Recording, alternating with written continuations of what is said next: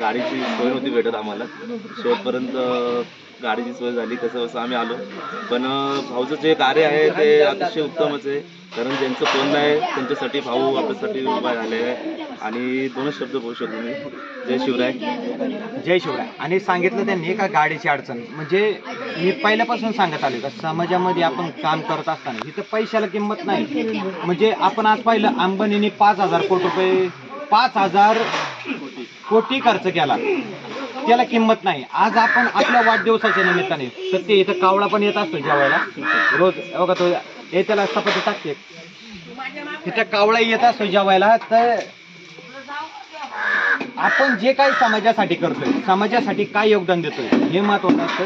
आणि भाऊंनी सांगितलं का गाडी यायला नव्हती किंवा आम्हाला असंख्य अडचणी आल्या, आणि खरंच अडचणी त्यांना आल्या. त्यांनी मला फोन केला का दादा आम्ही गाडी भेटली, आम्ही आलो, पण माझ्याच गाडी होता. त्याच्यानंतर ते परत फिरून फिरून इकडून थोड्या लांब ते 2-2.5 वाजता आपल्या शिवजन्मभूमीत आले. आणि त्यांचा वाढदिवस आणि ही जेवणाची पंगत आपण आत्ता दिली. हे सगळे लोक ह्याच्याकडे बघा एकदा, काय कळत नाही, म्हणजे काय बोलावं काय कळत नाही, काय सांगावं कळत नाही, नातेवाईक कुठे आहे, आपलं कुटुंब कुठे हे सुद्धा कळत नाही. अशा लोकांसाठी या बघा, ही एक म्हणजे लाईव्ह उदाहरण दाखवतो मी तुम्हाला व्हिडिओच्या माध्यमातून. जेवण आले ए काय काय का बाजली इनका बर्थडे आज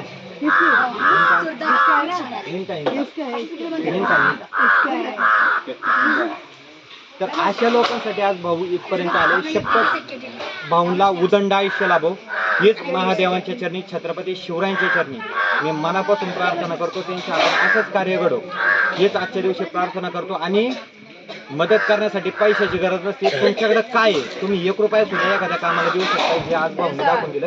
आणि त्यांचा हा मित्र पूर्ण आलाय सगळ्यांचं यांच्याकडे पण दाखव. जय शिवराय.